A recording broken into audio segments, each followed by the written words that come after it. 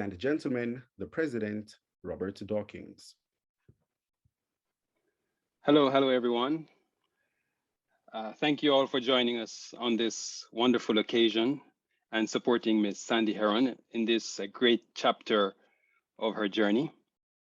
I would also like to acknowledge Her Excellency Shauna K. Richards, our Vanguard Ambassador here in Japan.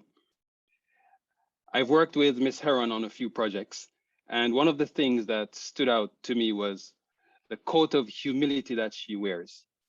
To me, it's one of those character-defining qualities that elicits one's regard.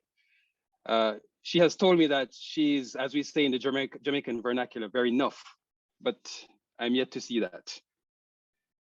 In one of my very first real conversations with her, she revealed her fascination with change and how grateful she was for where her journey in life has taken her. She could not believe her fortune or the significant changes that took place within 3 years of coming to Japan. I was extremely pleased to hear that because I fully understood the journey that she embarked on when she left her home country for the great unknown. And I have seen some give up and leave Japan at the first opportunity.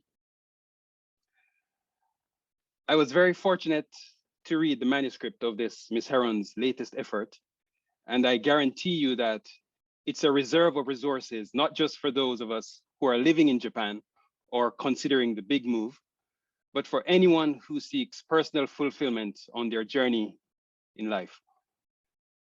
There are members of our community who have been paving the way in terms of sharing their experiences and providing useful information for anyone interested.